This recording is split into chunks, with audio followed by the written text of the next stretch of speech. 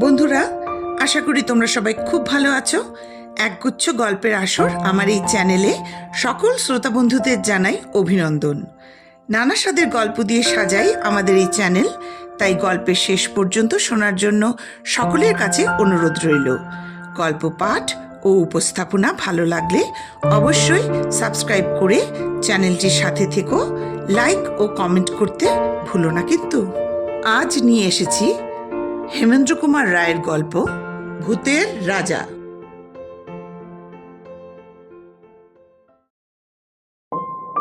সরকারি কাজে বিদেশে থাকি, ছুটি নিয়ে দেশে ফিরছি।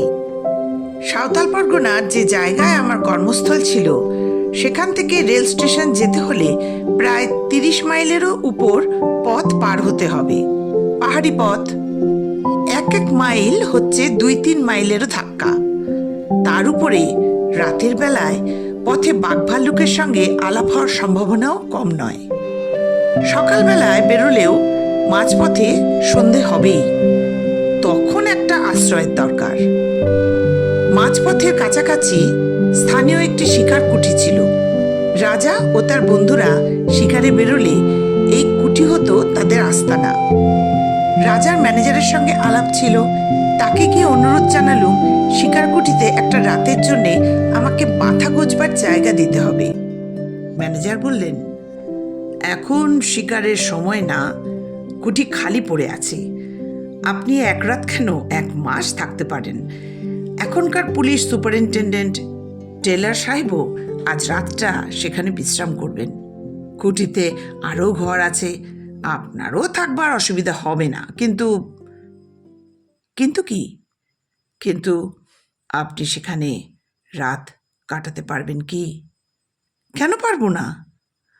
লোকের মুখে শুনি কুঠিতে নাকি অপদেবতার ভয় আছে। অপদেবতা? হ্যাঁ, অপদেবতা ছাড়া আর কি বলবো। কুঠির পাশেই শালবনের ভেতরে সাঁওতালিদের এক ভুতুড়ে দেবতা আছে। সেই দেবতা নাকি ভূতের রাজা। তার ভয়ে সাঁওতালিরা পর্যন্ত সন্ধ্যার পর ও পাড়া মারায় না। তারা বলে তাদের দেবতা নাকি রাতের বেলায় কুঠির ভেতরে ঘুমোতে আসে। আমি হো হো করে হেসে উঠে বললুম, বেশ তো, মানুষ হয়ে দেবতার সঙ্গে রাত্রিবাস করব, এটা তো মস্ত পুণ্যের কথা। আমি রাজি। ম্যানেজার বললেন, আমি অবশ্য সব ছেলে মানুষের কথায় ততটা বিশ্বাস করি না, তবু বলা তো যায় না। যথাসময়ে ডুলিতে চড়ে রওনা হয়ে সন্ধ্যার কিছু আগেই শিকার কুঠিতে পৌঁছলুম। ডুলি বেয়ারারা বলে গেল, মাইল 3 তফাতে একটা গাঁয়ে গিয়ে তারা আজকের রাতটা কাটাবে, কাল সকালে আবার ডুলি নিয়ে আসবে। কুঠির বারান্দায় একখানা বেতের চেয়ারে বসেছিলেন টেলার সাহেব, তামাকের পাইপ টানছিলেন। সাহেবের সঙ্গে আমারও বেশ পরিচয় ছিল। আমাকে দেখে সাহেব বললেন, এই যে গুপ্ত যে, তুমি কোথায় যাচ্ছ? ছুটি নিয়ে দেশে ফিরছি। তুমি? আমি হোমে যাচ্ছি। তুমি কি আজ এখানে থাকবে? হ্যাঁ সাহেব। বেশ বেশ, দুজনে একসঙ্গে রাত কাটানো যাবে, এ ভালোই হলো। 2 জন কেন সাহেব? 3 জন। 3 জন? আবার কে? তুমি কি আমার আর্দালি কথা বলছো? ও, তাকে তো আমি মানুষের মধ্যে গণ্য করি না। না সাহেব, তোমার আর্দালির কথা বলছি না। তবে কি তুমি কোঠে দারওয়ানের কথা ভাবছো? না, সে রাত্রে এখানে থাকে না। না না, আমি দারওয়ানের কথাও বলছি না। তুমি কি শোনোনি সাহেব, সাঁওতালিদের এক দেবতা রাত্রে আমাদের সঙ্গী হতে পারেন? টেলার হেসে বললে, ওহো, শুনেছি বটে, তা সেরূপ কথার এক বর্ণও আমি বিশ্বাস করি না। তুমি করো নাকি? করলে একলা এখানে রাত কাটাতে আসি। টেলার পাইপে 3-4টে টান মেরে বললে, দেখো গুপ্ত, সাঁওতালিদের এই দেবতাটিকে আমি দেখেছি। এমন বিভৎস দেবতা পৃথিবীতে 2টি নেই। তাকে দেখে আমার ভীষণ পছন্দ হয়েছে। পছন্দ হয়েছে? হ্যাঁ, তাই ঠিক করেছি কাল যাওয়ার সময় তাকে আমি সঙ্গে করে নিয়ে যাব ইংল্যান্ডে।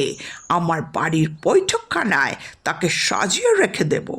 আমার বন্ধুরা তাকে দেখলে খুব তারিফ করবেন।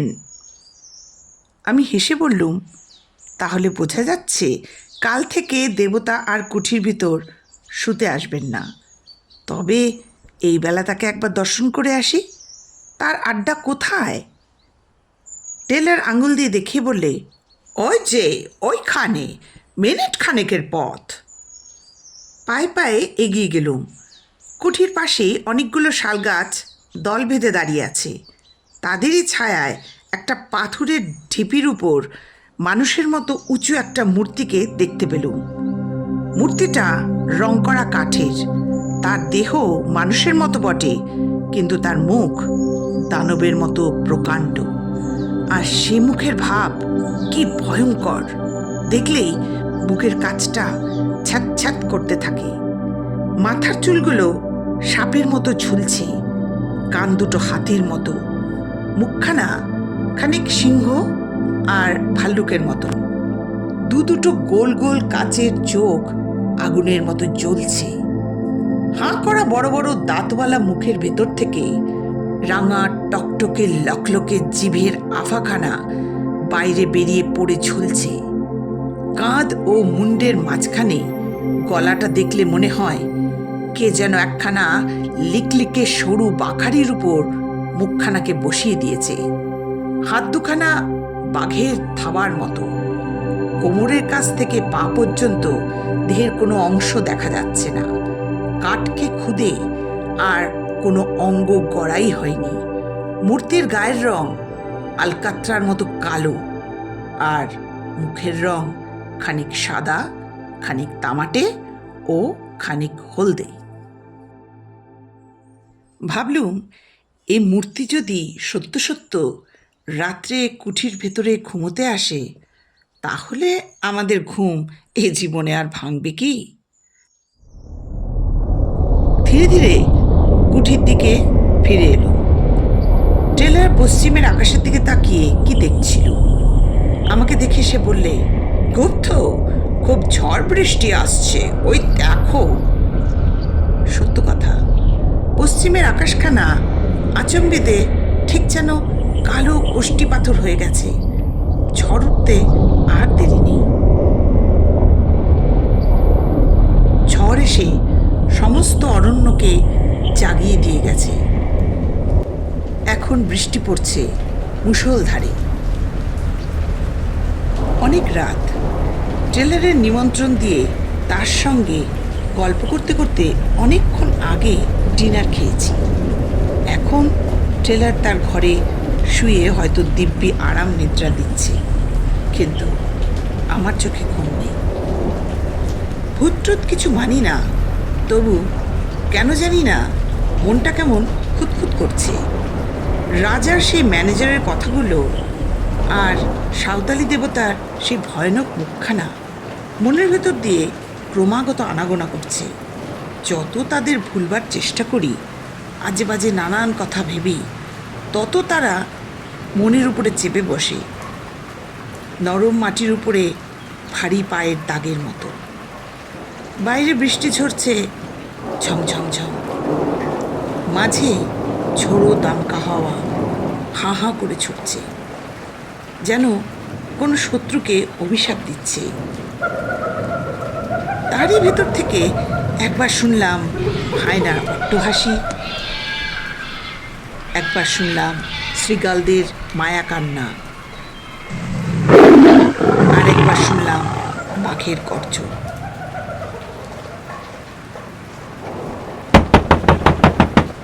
হঠাৎ আমার ঘরের দরজার উপর দুমদুম করে আঘাত হলো। থরমর করে আমি বিছানার উপর উঠে বসলুম। সে কি আসছে?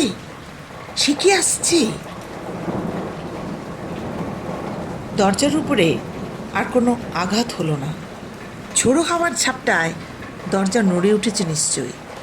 নিজের কাপুরুষতার জন্য মনে মনে নিজেই লজ্জিত হয়ে আবার শুয়ে পড়বার জন্য চেষ্টা করছি। এমন সময় বাইরে থেকে ক্ষণক্ষণে ঝাঁঝালো গলায় গান শুনলাম। এ তো সাঁওতালি ভাষা, নিশ্চয়ই কোনো সাঁওতালি গান গাইছে। কিন্তু এত রাত্রে এমন ঝড় বাদলে এই হিংস্র জন্তু ভরা গভীর অরণ্যের মধ্যে কোন সাঁওতালি মনের আনন্দে শখ করে গান গাইতে আসবে? আবার দরজার উপরে ঘন ঘন আঘাত হলো, এবারে আরও জোরে। আমার সমস্ত শরীর রোমাঞ্চিত হয়ে উঠল। এ তো ঝড়ের ধাক্কা নয়, এ যে সত্য, সত্যই তো দরজা ঠেলছে আর ঠেলছে। তবে কি সে এসেছে? তবে কি সে এখানে ঘুমোতে এসেছে? আবার গান শুনলাম। এবারে আমার খুব কাছে, একেবারে কুঠির বারান্দার উপরেই সেই তীব্র খনখনে গলার গান।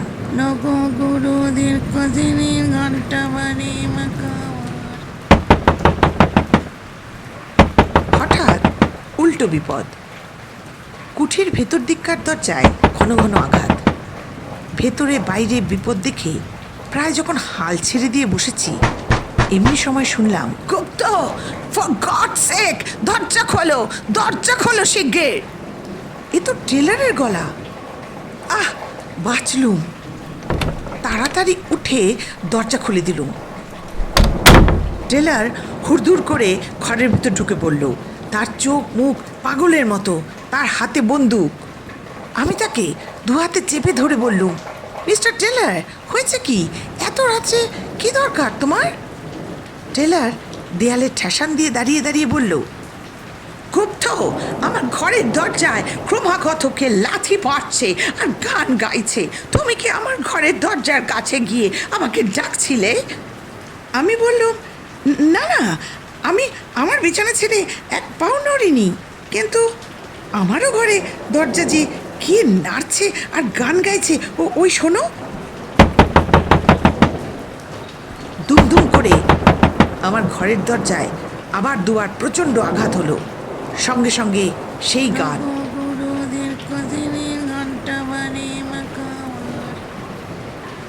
আচমকা আবার একটা ঝড়ের ঝাপটা এসে দরজা জানলার উপরে আছড়ে পড়ল এবং সঙ্গে সঙ্গে একটা খড়কড়ি দুমদাম করে খুলে গেল। সঙ্গে সঙ্গে বিদ্যুতের আলোকে স্পষ্ট দেখলুম বারান্দার উপরে কার একটা জীবন্ত ছায়ামূর্তি দাঁড়িয়ে রয়েছে। কেউ কেউ এ কি সেই যে প্রতি রাত্রে এখানে ঘুমোতে আসে? আমার মাথার চুলগুলো যেন খাড়া হয়ে উঠল। টেলারের বন্দুক দুম করে গর্জে উঠল। সঙ্গে সঙ্গে ছায়ামূর্তিটা সাত করে বারান্দার এক পাশে আমাদের চোখের আড়ালে সরে গেল। টেলার চেঁচিয়ে উঠল, গুপ্ত, গুপ্ত, জানলা বন্ধ করে দাও, জানলা বন্ধ করে দাও। পা চলতে চাইছিল না, কিন্তু পাছে টেলার মনে করে বাঙালি কাপুরুষ, সেই ভয়ে নিজের সমস্ত দুর্বলতাকে দমন করে আমি জানলার পাল্লা দুটো আবার বন্ধ করে দিলুম। টেলার টলতে টলতে আমার বিছানার উপরে বসে পড়ে বলল, গুপ্ত, কিছু মনে করো না, আমি আজ তোমার বিছানাতেই তোমার সঙ্গে রাত কাটাবো। বাইরে আবার কি গান গাইলে?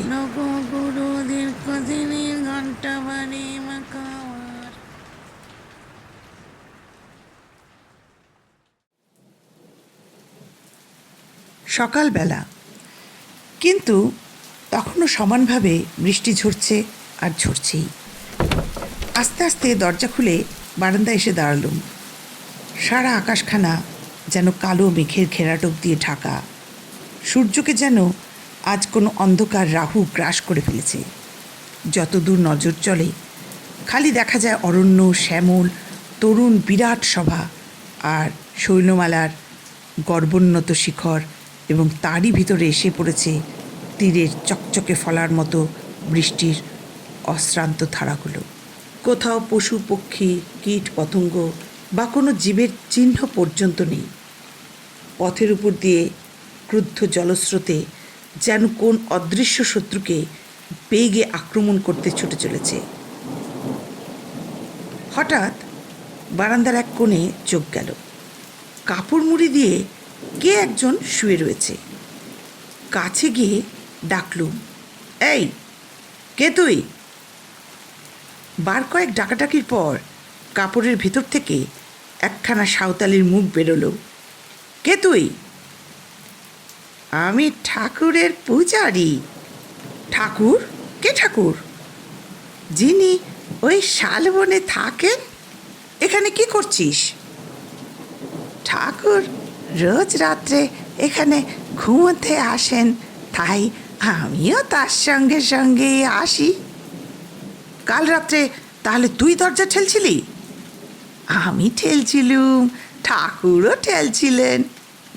আর গাইছিল কে? আমি। এমন সময় টেলারও ঘরের ভেতর থেকে বেরিয়ে এলো। তাকে সব কথা খুলে বললুম। টেলর তো শুনেই মহা খাপ্পা। খুশি পাকিয়ে পুরুতের দিকে ছুটে যাওয়া মাত্র সে এক লাফে বারান্দার রেলিং টপকে বাইরে পড়ে বনের ভিতরে কোথায় অদৃশ্য হয়ে গেল। টেলার বললে, রাস্কেলকে ধরতে পারলে একবার দেখিয়ে দিতাম। ওহ, সারা রাত কি অশান্তিতেই না কেটেছে। আমি বললুম, যাক, যা হবার তা তো হয়েই গেছে। এখন আমাদের কি উপায় হবে? কুঠির দারোয়ানও এলো না, ডুলি বেয়ারারাও এই দুর্যোগে বোধহয় আর আসবে না। আমরা যাব কেমন করে? টেলার বললে, আমাকে তো যেমন করেই হোক আজ যেতেই হবে। বোম্বে যাওয়ার টিকিট পর্যন্ত আমি কিনে ফেলেছি। উপায় থাকলে তোমাকেও আমি স্টেশন পর্যন্ত পৌঁছে দিতাম, কিন্তু আমার 2 সিটার গাড়ি। আমি আমার আর্দালি, তুমি, তোমার চাকর আর তোমার মালপত্র অতটুকু গাড়িতে তো ধরবে না, কাজেই যেতে হবে। আর্দালি! টেলারের আর্দালি এসে সেলাম করলে। টেলার বললে, আমার মালপত্র সব গুছিয়ে নিয়ে গাড়িতে তোলো, তারপর শালবন থেকে সে কাঠের পুতুলটা তুলে নিয়ে এসো। আমি বললুম, তুমি কি সত্যি ওই পুতুলটা ইংল্যান্ডে নিয়ে যেতে চাও? টেলার বললে, ইয়েস, আমার যে কথা সেই কাজ। আবার রাত এলো। বৃষ্টি এখনো থামেনি। আমি এখনো কুঠিতে বন্দি হয়ে আছি। টেলার চলে গেছে এবং যাওয়ার সময় সাঁওতালিদের ভূতের রাজাকেও সঙ্গে করে নিয়ে গেছে। সে আর এই কুটির ভেতরে ঘুমোতে আসবে না। চোখে ঘুম আসছিল না। একখানা ইংরেজি নভেল বার করে পড়তে বসলুম। ঘণ্টা দেড়েক পরে তন্দ্রার আবেশ এলো। আলোটা কমিয়ে দিয়ে শয়নের উপক্রম করছি। এমন সময় শুনলুম বাইরের সিঁড়ির উপরে আওয়াজ হলো। ঠিক যেন কাঠের আওয়াজ। ঠক ঠক করতে করতে আওয়াজটা আমার ঘরের কাছ বরাবর এলো। তারপর দরজার উপরে শুনলুম ধাক্কার পর ধাক্কা। কি আপদ! টেলার তো পুতুলটাকে নিয়ে কোন সকালে বিদে হয়েছে, এ আবার কে জ্বালাতে এলো? নিশ্চয়ই সেই সাঁওতালি পুরুত বেটা। সে হতভাগ্য রোজ রাত্রে এইখানে আরাম করে ঘুমোয় আর চারিদিকে রটিয়ে দেয় কুঠির ভিতরে ভূতের রাজা শুতে আসছেন। ধাক্কার জোর ক্রমেই বেড়ে চলল। একবার ভাবলুম দরজা খুলে পুরুতটাকে লাথি মেরে তাড়িয়ে দিই। তারপর মনে হলো সে কাজ ঠিক হবে না। এই দুর্যোগে বিজন জঙ্গলের ভিতরে রাত্রে একলা আমি এখানে আছি। যদি কোনো দুষ্ট লোক কুমোদ্দবে এসে থাকে। বন্দুকটা নিয়ে দরজার কাছে গিয়ে দাঁড়ালুম। দরজার এক জায়গায় একটা ছেদা ছিল। বন্দুকের নলটা সেখানে রেখে চেঁচিয়ে বললুম, কে আছো? চলে যাও, নইলে আমি এক্ষুনি বন্দুক ছুড়ব। কোনো জবাব নেই। দরজার উপরে ধাক্কাও থামল না। এখনো আমার কথা শোনো, নইলে। বাইরে বিশ্রী গলায় কে হাসতে লাগলো।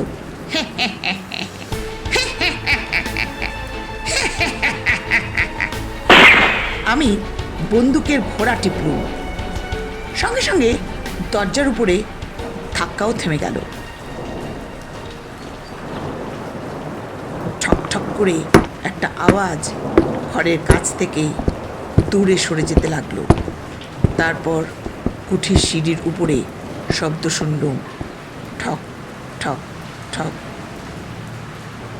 খানিক পরে অনেক দূর থেকে আবার সেই বিশ্রী হাসি শোনা গেল।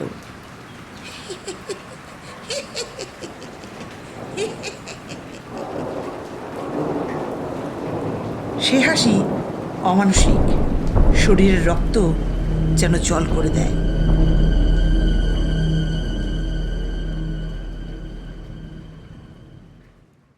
শেষ রাত্রে জল ধরে গেল। সকালে দরজা খুলতেই কাঁচা সোনার কচি রোদ এসে ঘরখানা যেন হাসিতে ভরিয়ে তুলল। রোদ দেখে মনটা খুশি হয়ে উঠল।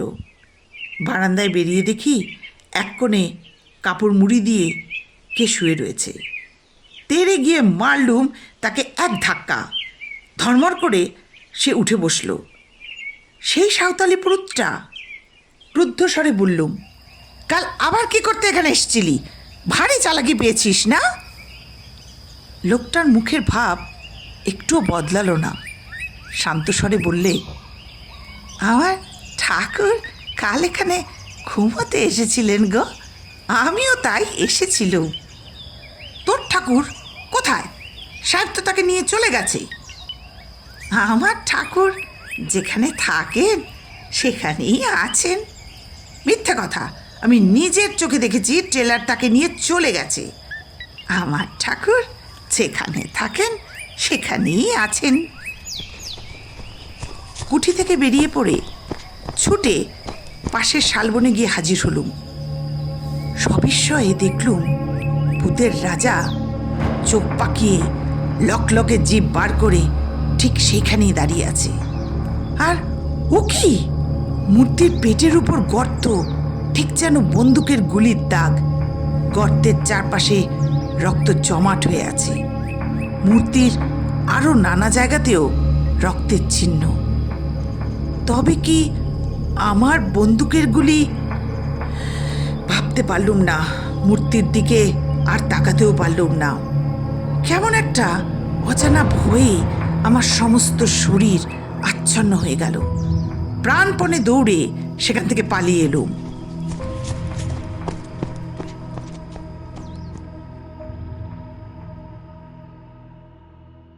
কলকাতায় ফিরে এসেই খবরের কাগজে এই বিবরণ পড়লুম। সাঁওতাল পরগনার police superintendent mister J Taylor কর্ম হইতে অবসর হইয়া বিলাতে যাইতেছিলেন, কিন্তু পথের মধ্যে এক বিপদে পড়িয়া খুব সম্ভব তিনি প্রাণ হারাইয়াছেন। স্থানীয় জঙ্গলের ভিতরে তাহার মোটর গাড়ি পাওয়া গিয়াছে। মোটরের উপর ভেতরে ওর চারিপাশে রক্তের দাগ, কিন্তু মিস্টার টেলর ও তাহার আর্দালির কোনো সন্ধান পাওয়া যাইতেছে না। পুলিশ সন্দেহ করিতেছে মিস্টার টেলর ও তার আর্দালিকে ব্যাঘ্র বা অন্য কোনো হিংস্র জন্তু আক্রমণ করিয়াছে। নিকটস্থ জঙ্গলে এক নরখাদক ব্যাঘ্রেরও খোঁজ পাওয়া গিয়েছে।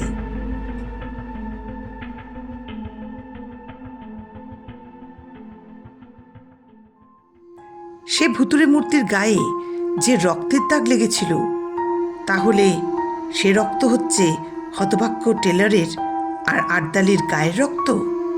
এবং সেই সাঁওতালি পুরুতটাই নিশ্চয়ই কোনো গতিকে খবর পেয়ে ভূতের রাজাকে আবার শালবনে ফিরিয়ে এনেছিল। মনকে এই বলে প্রবোধ দিলুম বটে, কিন্তু প্রতিজ্ঞা করলুম শিকারকুটিতে আর কখনো রাত্রিবাস করব না। কি সে কি হয় কে জানে।